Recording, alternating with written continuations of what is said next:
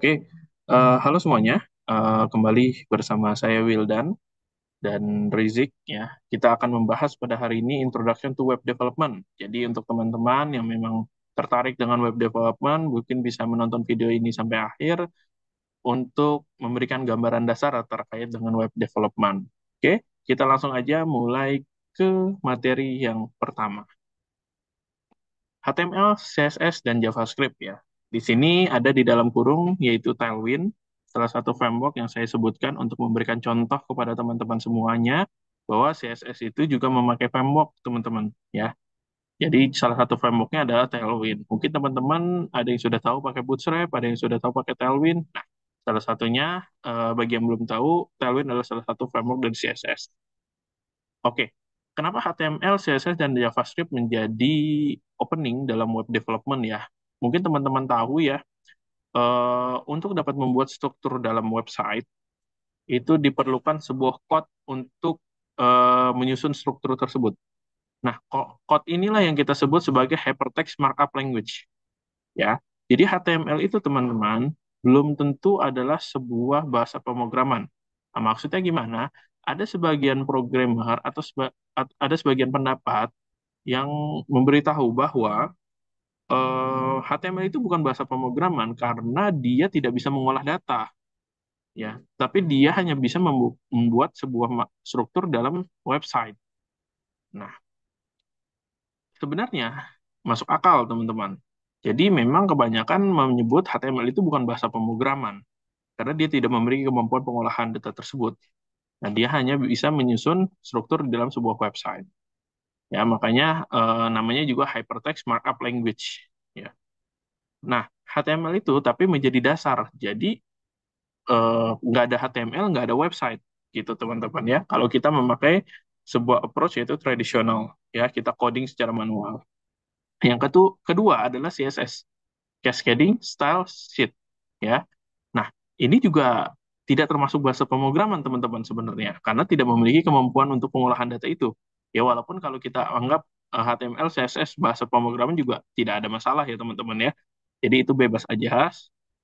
CSS itu bahasa styling ya teman-teman. Jadi HTML itu di styling pakai bahasa CSS gitu ya, pakai code-code CSS atau kemampuan-kemampuan CSS ya, agar tampilan website itu menarik ya, penuh warna, bisa mengatur margin ya, dan lain sebagainya. Nah, CSS itu kebanyakan sekarang sudah tidak ada code secara manual, teman-teman.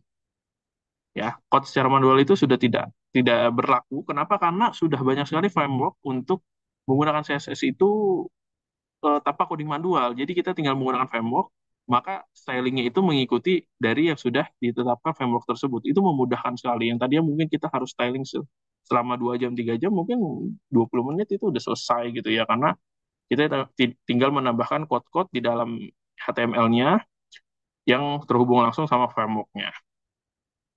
Nah, JavaScript, kalau JavaScript, dia bahasa pemrograman pastinya teman-teman. Karena JavaScript ini salah satu bahasa paling powerful. Ya, kenapa dibilang powerful? Karena dia bisa untuk back end, dia bisa untuk front end. Ya, dia bisa mendukung front end, dia bisa mendukung back end. Dan dia bisa menjadi bahasa penghubung. Ya, kalau kita pakai API dan lain sebagainya. Untuk front end, dia bisa membuat website kalian sangat interaktif, sangat bervariasi dan eh, sangat indah untuk feedback-feedback yang berlaku atau muncul. Jadi JavaScript ini sangat membantu di front end untuk user satisfaction dari user interface.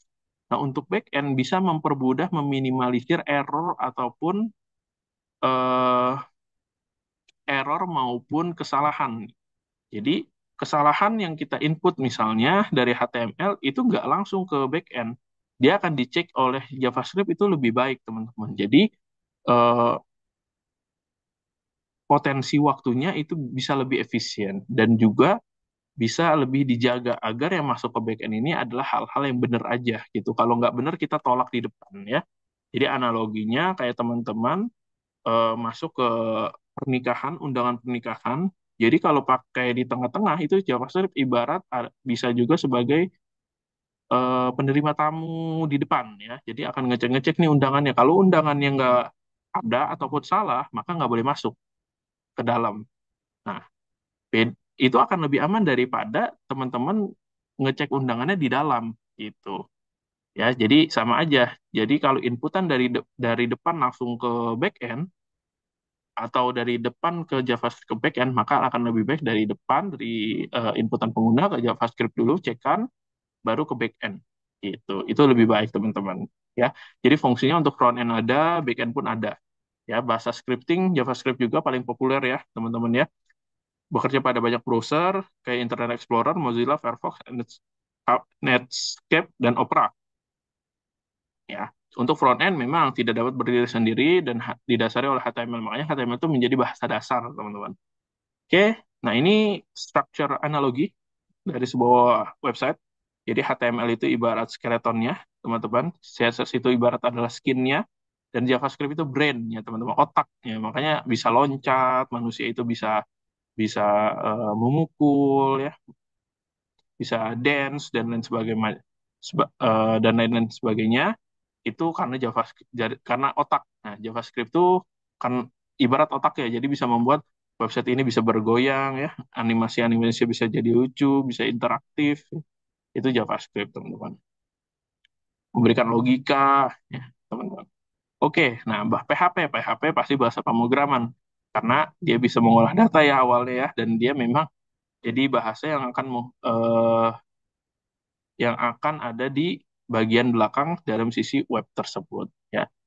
Jadi bahasa script ditanamkan di HTML itu bisa, ditanamkan di file-file controller itu bisa, dan bisa untuk mengolah data nih. Mengolah data, manage data, ya input data, hapus data itu PHP bisa. Memiliki kemampuan itu, makanya tidak diragukan PHP adalah salah satu bahasa pemrograman. Ya, bisa membuat program. PHP itu dalam sisi server ya teman-teman ya, makanya membutuhkan konektivitas ke dalam database. Nah, kalau ke dalam database HTML nggak bisa. Nah, jadi ya seperti itu ya teman-teman ya. Jadi perbedaan dulu nih bahasa depan itu sama bahasa belakang. Secara sederhana web development kalau untuk orang-orang awam, orang-orang yang baru belajar itu lebih baik, lebih enak belajar PHP karena lebih mudah dimengerti, teman-teman. Ya. Jadi bahasa front end ini ada mungkin HTML, CSS, JS. Nah, back end ini pakai PHP, teman-teman. Nah, PHP juga, sorry, PHP juga itu ada framework ya teman-teman. Jadi ada PHP vanilla atau PHP murni ya kalau teman-teman pernah dengar. Nah itu benar-benar code-nya itu secara murni, manual ya. Jadi tidak ada bantuan apapun. Nah beda dengan sekarang. Sekarang itu lebih banyak orang pakai framework teman-teman. Ya, salah satu framework PHP adalah Laravel. Laravel adalah salah satu framework yang paling populer dan paling nyaman untuk pengguna baru dan paling memuaskan untuk kita bekerja secara efektif dan efisien, apalagi yang terburu oleh waktu ya teman-teman ya. Nah, salah satu framework adalah Laravel dan Laravel memakai PHP teman-teman. Selanjutnya SQL, nah tidak bisa dipungkiri teman-teman, untuk kalian menjadi web development, SQL harus dipelajari dan SQL harus dikuasai, karena itu adalah bahasa yang digunakan untuk akses data database ya teman-teman ya. Bagaimana insert data, bisa bagaimana set data, bagaimana select data dan lain sebagainya ya. Hampir seluruh server database pakai menggunakan bahasa SQL. Nah, ini website anatomi ya, teman-teman. Jadi biasanya ada logo sampai ke footer, yaitu tapi untuk isi adalah eh, fleksibel